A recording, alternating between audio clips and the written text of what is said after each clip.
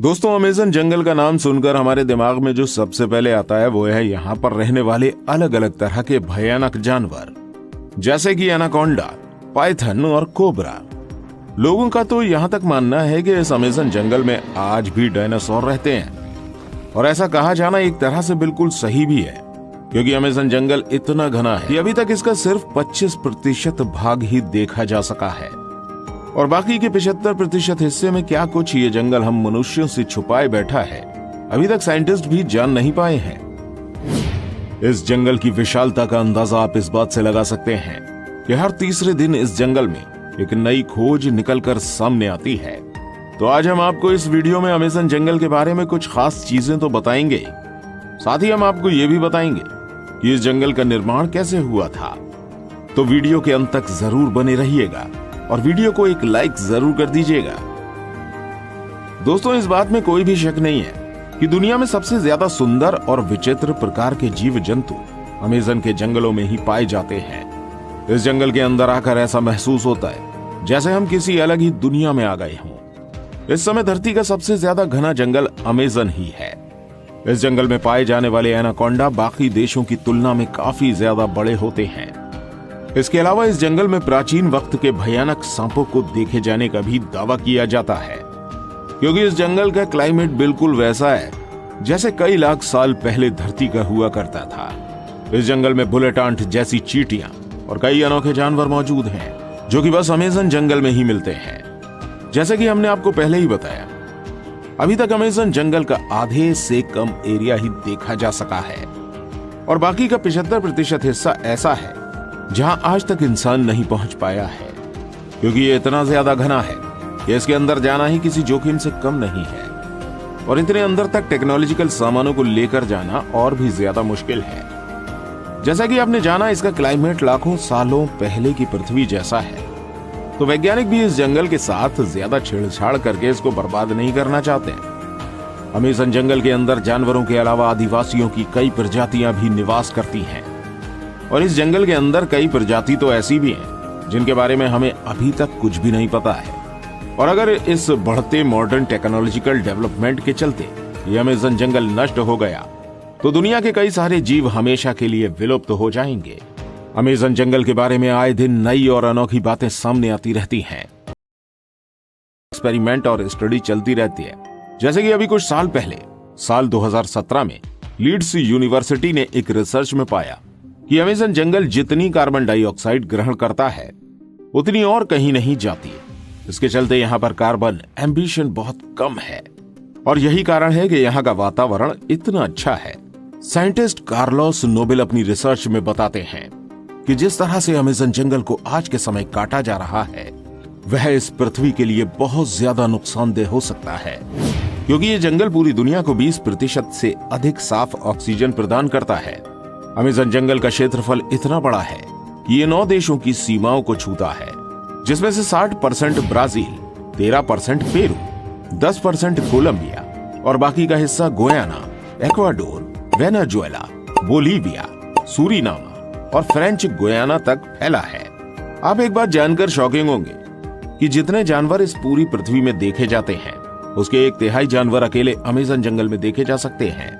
इस जंगल के पेड़ों की संख्या लगभग 4 अरब बताई जाती है, जिसमें 16,000 से ज्यादा उनकी प्रजातियां हैं। दोस्तों, अमेज़न जंगल के कीड़ों की भी बहुत अधिक चर्चा की जाती है। कहा जाता है कि यहाँ जितनी तरह के कीड़े और जीव जंतु मिलते हैं उनमें से कुछ ही फीसदी के बारे में साइंटिस्ट अभी तक पता लगा पाए हैं। यहाँ पर पाई जाने वाली बुलेट चींटियां कोई साधारण चींटियों जैसी नहीं है। कहा जाता है अगर ये किसी इंसान को डंक मार दें तो बंदूक की गोली लगने जैसा महसूस होता है। देखने में भले ही ये नॉर्मल चींटियों की तरह छोटी ही है, लेकिन इनके डंक में बहुत ही खतरनाक जहर पाया जाता है। चींटियों के बाद यहाँ पर मकड़ियों की भी चर्चा बहुत अधिक होती है, क्योंकि यहाँ पर मकड़ियों की 3000 से ज्यादा प्रजातियां पाई जाती हैं, जिनमें से ज्यादातर खतरनाक और जहरीली ही होती हैं। इस जंगल की टेरेंटोला मकड़ी को सबसे ज्यादा खतरनाक बताया जाता है। कहा जाता है ये मकड़ी अपने बालों को खतरनाक वेपन्स की तरह उपयोग करती है। अगर गलती से ये किसी इंसान की आंख में लग जाए तो बुरी तरह से घायल कर देती है। अब इतने कमाल के और छोटे जानवर बस यहीं देखने को मिलते हैं। तो ये तो हो गई इस जंगल के बारे में कुछ खास बातें, लेकिन इन सब से जो बेहद खास है आप कह सकते हो कि अमेज़न जंगल जिस तरीके से बना है उसने लगभग आधी पृथ्वी को बर्बाद कर दिया है। अभी हाल ही में कुछ स्टडी से पता चला है कि डायनासोर जैसे बड़े जीवों को मारने वाला एस्टेरॉयड एक नए नियोड ट्रॉपिकल जंगल के निर्माण के लिए जिम्मेदार है। इन ट्रॉपिकल जंगलों का निर्माण एक एस्टेरॉयड के कारण हुआ जो आज से लगभग 65 मिलियन साल पहले पृथ्वी से टकराया था और इसके बाद क्रिटेशियस मास एक्सटिंक्शन हुआ था जिसने धरती के पूरे रुख को ही बदल दिया। इस दौरान पृथ्वी पर राज करने वाले 25 किलो के वजन से अधिक लगभग 75% जीवों की प्रजातियां पूरी तरह से विलुप्त हो गईं। ये मास एक्सटिंक्शन मुख्यतः 2 कारणों से हुआ जिसने डायनासोर जैसे भयानक जानवरों का नामो निशान ही मिटा दिया। सबसे पहले लगभग 65 मिलियन साल पहले 10 किलोमीटर साइज जितना विशाल एस्टेरॉयड हमारी धरती से आ टकराया और इस एस्टेरॉयड के पृथ्वी से टकराने के कुछ ही टाइम बाद कई किलोमीटर दूर तक आग का गोला फैल गया। इस आग के गोले ने रास्ते में आने वाले सभी बड़े जीवों की प्रजातियों को पूरी तरह से नष्ट कर दिया। इस एस्टेरॉयड की टक्कर में समुद्र में कई किलोमीटर ऊंची खतरनाक लहरें उठी जिन्होंने चारों तरफ तबाही मचा दी। इस टक्कर के कारण निकली धूल कुछ ही वक्त में पूरे आसमान में फैल गई जिसकी वजह से हमारी धरती का वायुमंडल काफी वक्त के लिए धूल और गैस से ढका रहा, जिसके कारण सूरज से आने वाली प्रकाश की किरणें धरती की सतह पर नहीं पहुंची, जिसकी वजह से धरती का तापमान कई डिग्री सेल्सियस तक गिर गया। इस महाप्रलय की वजह से जीव जंतु और पेड़ पौधे बुरी तरह से नष्ट हो गए।